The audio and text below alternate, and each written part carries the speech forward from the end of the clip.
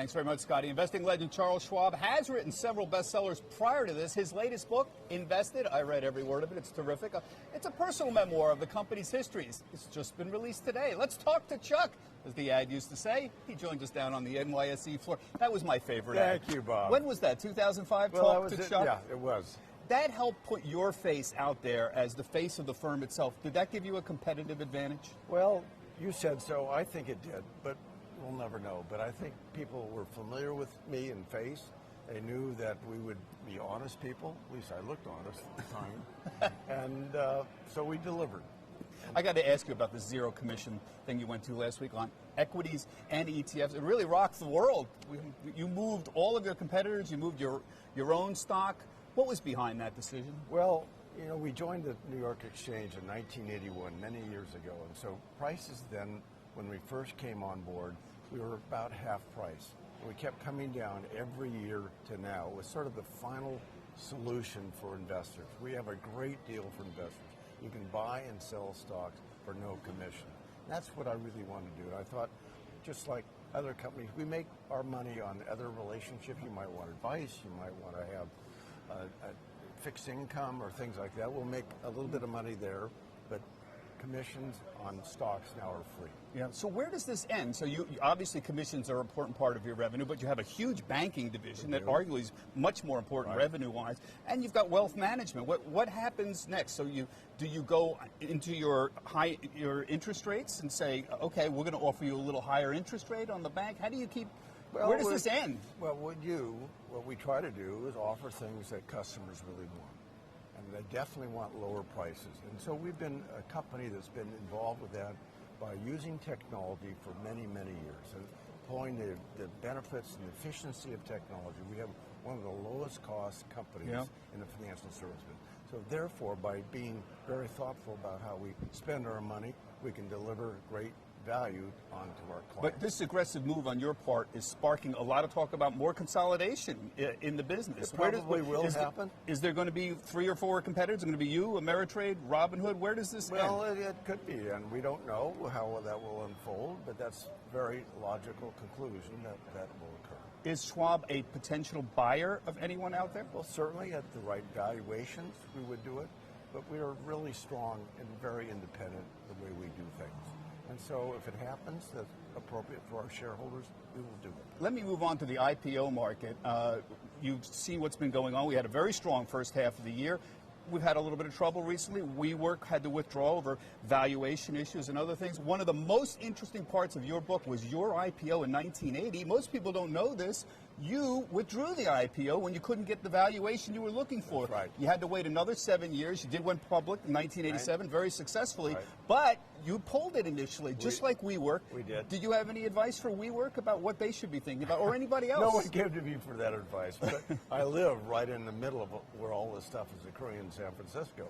So I see all these dream boats going on in terms of valuations, and some are so unrealistic because the companies are still losing lots of money. When we went public, we were making money. So it's a different atmosphere today. There are a lot of losers, and I don't know whether WeWorks or whether some of the other companies, Uber, will they make money? I don't know. Is it fair for them to be pushing back for the people, the CNBC viewers who are going to be buying these IPOs? Is it fair for them to push back on the IPOs? Are we overvalued in the private space now? I would never buy a company like that has huge losses and no scene and no sight ahead of you how you're going to make money. I mean, you want to buy companies that have great values, and that means, number one, they have to be growing in revenue and they have to be making money, and that's a pretty simple formula. Yeah. And a lot of these companies just don't make money yet. We talk a lot about ETFs here. Schwab has muscled into the ETF space in the last 5 years. You're now number 5 from nowhere. It's really very impressive. I don't know if we muscled in. We just offered great value. We had reduced the OERs down to something like near zero, not quite zero. And people are attracted to it. How do you feel about that whole active versus passive debate? A lot of people are complaining too much money is in the passive space, but you've been a big advocate of that for years. Is there too much money there? I don't think so. I don't think so at all. I think there's always price discovery going on all over the place, whether it's venture capitalists or Wall Street.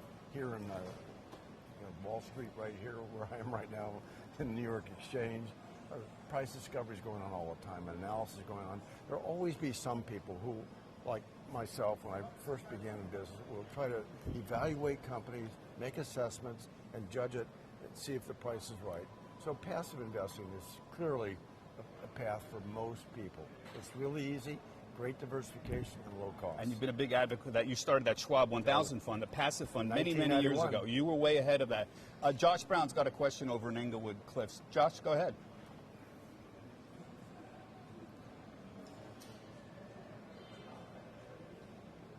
Thanks, Josh.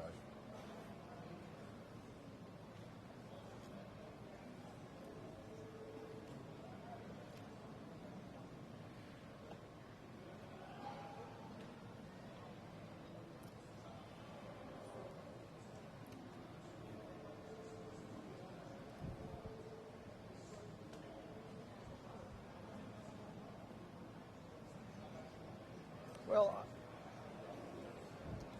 obviously, we as a company do make money in different, we're very large companies, so we have many different kinds of services to offer, and some we charge on for sure. Now, in terms of interest rates, if you want the highest maximum rate in terms of, and liquidity, complete, you buy a money market fund, or you buy a fund that is, which we have some that are nearly 2% in terms of interest rate on money market funds. If you want to be in our bank, FDIC insurance, all those kinds of things that go along, free checking, free ATM cards, all those things is a very valuable service too. And so that comes sometimes at a little bit lower rate than you might find in a money market fund. So it's up to you to make that choice. The average investor, though, one of the great parts of your book talking about what it was like in the 70s for the average investor to buy and sell a stock, what a better deal it is today than back then. Back then, to buy 100 shares of a $20 stock, it might have cost you $50, $60, 3-4%. I was just looking at that yesterday. Just 5 years ago, you would be paying 10 times more in commissions and all the costs that go into buying than it is today. It's just unbelievable, the improvement. And you led that revolution in the discount brokerage. It took us about 15 or 20 years to do that. Didn't happen overnight. Joe Terranova's got a question. He's in Englewood as well. Go ahead, Joe.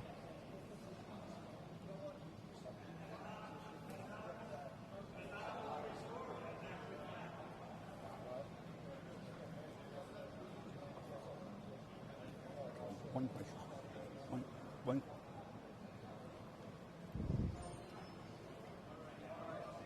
Well, I think it has to do with the robustness of the American stock market.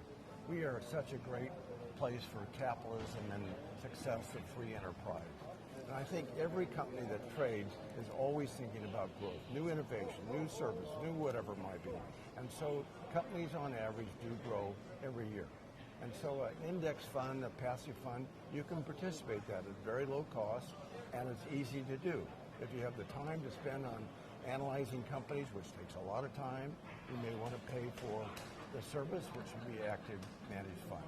For me, for the average guy, I think passive funds, we started a fund in 1991, Schwab 1000, it's averaged about 9.9% compounded growth rate, compounded for all those years since 91. Okay. So it's whatever you want. Now, there's a great chapter in your book where you talk about the financial crisis in 2008. You talk about your concerns about housing in 2007, too much credit sloshing around. Is there anything that raises your radar right now? Any bubbles, any suspicions? Is there anything that makes you nervous about the markets based on your 50 years of experience? It doesn't seem like there's excesses at any portion of the economy to the extent you're talking about. I think some of the IPOs we've seen is very large valuations based upon no earnings. That's sort of an obvious place to look at. So you can avoid buying into those things. Okay. Wait until they start making it. But overall, I think the country is very diversified, east to west coast, central part of America. I think we have great valuations. Okay, Scott, I'm going to throw it back to you, but we are going to continue our discussion with Charles Schwab on CNBC.com live. A lot more to talk about with Chuck, including his thoughts on baby boomers and the current state of the retirement business, and how to stay the course on investing, and why panic is not an investment strategy, one of my favorite parts of the book. All that's live right now on CNBC.com. Scott, back to you.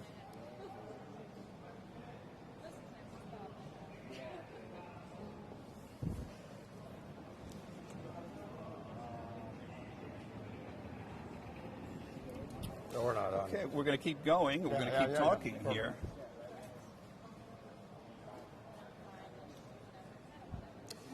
So, welcome everybody. Those of you who are still watching on CNBC.com, we're continuing our discussion with investing legend Charles Schwab. His new book just out, Invested. I read the whole thing over the weekend. It's a terrific read about how to build a great organization from a wonderful fellow.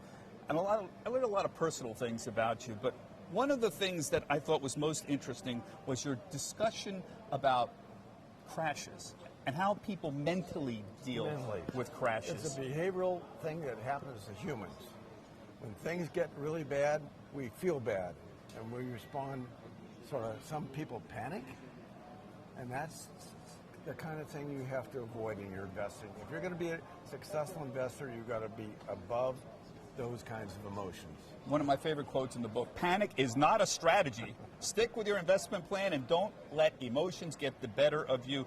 You must have seen a lot of panicked clients in the 87 crash, the 2000 .com bust, the 2008 crash. And before. And why, you know, we talk about this all the time, why people behave this way.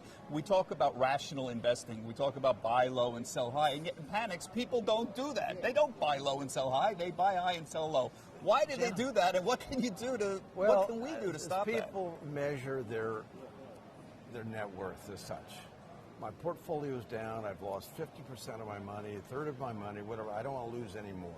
So that is what happens to people. It's about their money. And boy, when you come to investing, it's all about growth. It's about letting things grow over a period of time, and you have to have confidence in the American economy. If you don't have confidence, you shouldn't invest. You should put all your money in the bank and forget about it. See, that's the wrong thing to do, though. It's hard to get people to do that. One of the most depressing things in my career, I'm going on my 30 years at CNBC, the first quarter of 2009, we bottomed. We didn't know it, but we actually saw mutual fund withdrawals accelerate. By then, the market was already down 50%. I know, it was crazy. And unless you believe the U.S. economy was going to be a zero, my thought was, why would anyone pull out now? And yet the losses, the withdrawals accelerated at that point. That's when I became a behavioral investor. I said, good. What happens? What is going on? What happens at that moment in time? You have all the newspapers are negative. You have all the networks are negative. You have every pontificator is negative about the economy, and all of a sudden, the sun comes up the next day, and all of a sudden the market turns. People have all exhausted on selling, and then a few smart people start buying, and then all of a sudden we start another bull market. Did you have any chance to ever pick up the phone and talk to individual clients when this kind of crazy Well, we sent out a lot of communications communications with our clients through those time periods. Not all were perfect timing. When we were down 40%, we'd send out an alert, say, do not sell. This is not a time to panic. Hang on. 6 months from now, you'll be much better off. That was a kind of view that we would take. And it turned out that way. But it's happened, not to me just one time, it's happened to me every panic that goes way back to when I started the business in the late 50s and early 60s. I want to get your quick thoughts on the retirement crisis. I call it a crisis. I mean, the markets are up, so people are doing a little better. But the amount of money that the average, I'm 63, average baby boomer has saved for retirement is not adequate if you think of your personal savings. It's not adequate. I don't know what we can do about that. And plus the fact they're going to live longer than they ever would have thought. So the only way you can do that right now is probably help your kids get started. Get them started, get an investment account, make sure they do their IRA account, their 401k account. All those things are free money and tax exempt. You've got to start someplace, and I think education, of course, is the #1 way to achieve that. So our schools don't do it, our high schools don't do it, our colleges don't do it. I'm actually funding a course at Stanford on introduction to investment decisions. So this will be addressed to people who are 20, 21 years of age. But I wish more schools had these courses for kids. Do you think we should have, every high school should have a course on basics of finance, what a stock is, what a bond is, what the Federal Reserve is? We are a sophisticated free enterprise country. We should have an understanding of what that really means in schools. Now, back in 2008, you were chair of the President's Council on Financial Literacy. Were you not making these recommendations back then? We did. We did exactly that. But it was a huge thing with 300 million people in the country, and People would rather watch maybe football than learn about financial services stuff. One of the things that really came through in your book was the struggles that you had and your perseverance. I think that's the word I would associate most with you. The struggle you had in the beginning because Wall Street hated you. Discount brokerage. We never got a dime from Wall Street. They were rooting for you to fail. Then the difficulties raising capital. Then the 1987 crash. Then the decision to sell yourself to Bank of America and to extricate yourself from that and eventually go public in 87. All the way I kept saying, oh my God, he's not going to make it. And at one crisis after another, one cost-cutting crisis, firing your friends and intimates who you've been with for years, how painful that was for you, and yet you persevered. Well, it's a great story about an entrepreneur. And I had myself, I had other people surrounding me who wanted to be part of this entrepreneurial trip. Yeah. We worked hard to really make sure that our clients get a great value, bring the cost down of investing, get more people to invest. And that's sort of the pursuit we've always been on. Yeah, I guess, well, just on there's a little piece at the end of the book about personal observations, about life lessons. What do you tell people who are dealing with a lot of setbacks like that, who are how you deal with burnout, for example? And because I saw that with some of your colleagues, they were just exhausted, the sheer effort to keep the organization going. Is there something motivating you can say to them other than let's keep going? I think it's just a matter of getting enough energy to make sure that you have friendships, other people, that you're not always dripping in your own sad story, that you're talking with other people of common mind and so forth, and you get a lot of energy from being friends with other people. And I think depression is a terrible thing for lots of people. They get so into themselves, but make sure you keep a face out with your friends. I want to ask you a question about why Wall Street is so bad at predictions. It's amazing to me, 30 years of not even watching analysts, but the Federal Reserve predict GDP even 1 year ahead. It's amazing how inaccurate. It's amazing how bad everyone is at predicting the future. Well, you look at it and you want to say, you've got to be kidding me. Why should we listen to anybody at this point? Well, it's human experience. It's what we do as humans, and collectively as humans, as a human race. And so we hope for different things, and so many times it doesn't come on the right moment.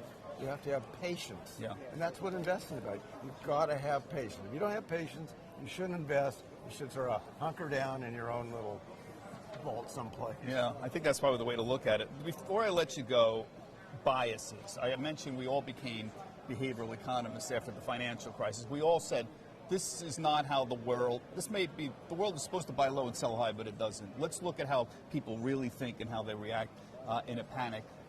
Any advice for dealing with people's own biases, how people can recognize that and educate themselves better to be better investors? Bob, I just think it's a matter of education, understanding how humans react to things. How, there's many stories and many factual things that have been written by psychiatrists, how people react to different news things. We generally want to panic, but then say, oh my God, I'm panicking. You ever recognize when I'm panicking? You do. People, if they think about it, they'll recognize it, and then do just the opposite. Do not panic.